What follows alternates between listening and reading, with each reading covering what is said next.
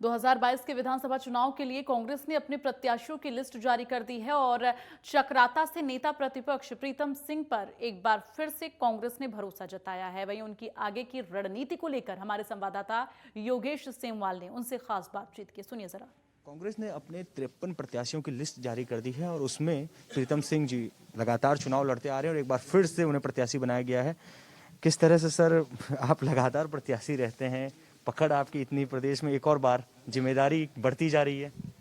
देखिए, राष्ट्रीय नेतृत्व ने मुझे फिर से जो है चकराता विधानसभा से प्रत्याशी बनाया है। मैं सोनिया जी का, राहुल जी का आभार व्यक्त करता हूं और चकराता के लोगों का भी आभार व्यक्त करता हूं। उनका भी धन्यवाद करना चाहूँगा कि उन्होंने बारंबार जो है कांग्रेस में विश्वास व्यक्त किया और कांग्रेस को जिताने का काम किया है। और 2022 का जो चुनाव है, जो निश्चित रूप से इस प्रदेश के अंदर परिवर्तन लाने का काम करेगा।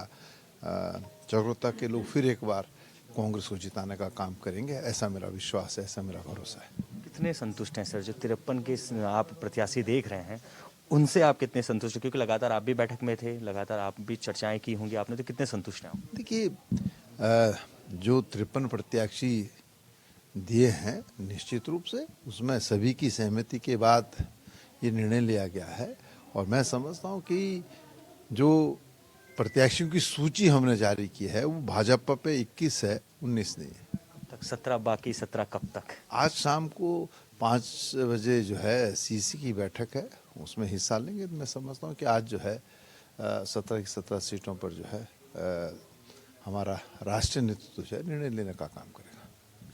कुछ दिनों से लगातार जिन 3 नामों पर चर्चा चल रही, बहुत ज्यादा चर्चा चल रही है, पहला तो हरीश रावत क्या चुनाव लड़ेंगे, दूसरा हरक सिंह रावत क्या टिकट मिलेगा और तीसरा उनकी बहू, क्या वो भी चुनाव लड़ रही हैं? तो क्या है सब? देखिए, इन तमाम परिस्थितियों पर जो है राष्ट्रीय नेतृत्व की नज़र है और राष्ट्रीय नेतृत्व ही अंतोगत्वा निर्णय लेगा कि किसको किस प्रकार से जो है इस 2022 की चुनौती के परिप्रेक्ष्य में आगे लाना है।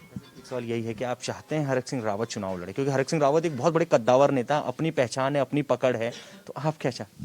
देखिए, राजनीतिक दल में व्यक्ति की चाहत मायने नहीं रखती है।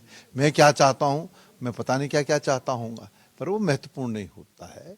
हमारा राष्ट्रीय नेतृत्व इस परिप्रेक्ष्य में निर्णय लेगा। जो निर्णय में राष्ट्रीय नेतृत्व लेगा वो हरक सिंह जी भी स्वीकार करेंगे और तमाम साथी जिसको स्वीकार करेंगे। तो मिलेगा। मैंने कहा ना कि राजनीति में व्यक्ति की महत्वाकांक्षा जो है वो महत्वपूर्ण नहीं होती है, बल्कि दल का निर्णय महत्वपूर्ण होता है। आखिरी सवाल यही है सब कि कितने तैयार हैं अब आप चुनाव के लिए, क्योंकि चुनाव की तारीखें शुरू हो गई हैं अब?